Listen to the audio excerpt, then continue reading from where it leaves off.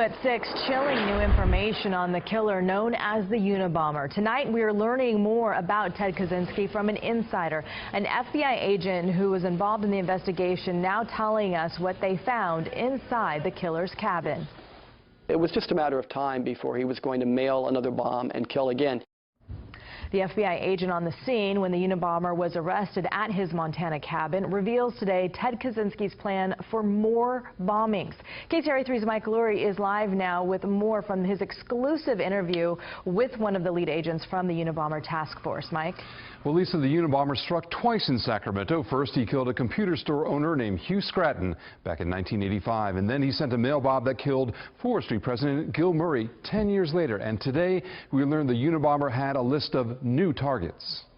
He killed 3 people. He put a bomb on an airplane. Terry Turchi is talking about the Unabomber, Ted Kaczynski, the serial bomber he hunted down after 4 years on the Unabomber task force. Turchi was one of the FBI agents on the scene when Kaczynski was captured at his Montana cabin in April of 1996. And in this new book, he reveals what agents found. Theodore Kaczynski had a bomb under his bed, wrapped and ready to mail. Turchi says Kaczynski's new target lived in a southern state, but that was just the beginning of a new reign of terror with a dozen more intended victims. When we searched his cabin, we took well over 50,000 pages of handwritten notes and research out of his cabin. You could see he was doing a lot of research into specific targets, specific names of people, all of which we had to get out to and notify right away. Kaczynski was brought to Sacramento for trial.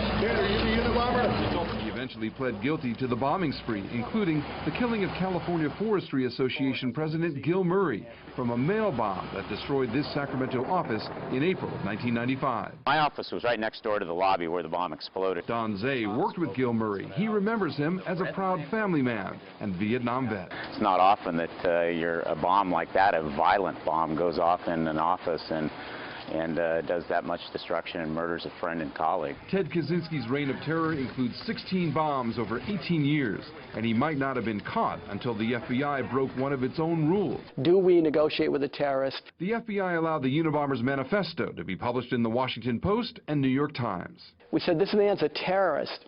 If you publish this, we're not telling you that he will not bomb again. In fact, we don't think he can stop himself from bombing again.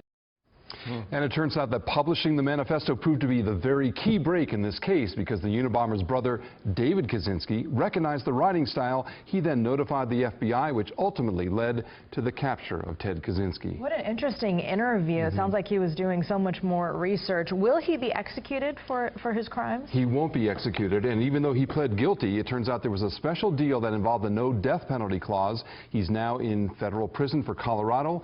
He'll remain there for the rest of his life. Scary chapter in U.S. history with obviously direct ties right here to our area. Absolutely. All right, Mike, thanks.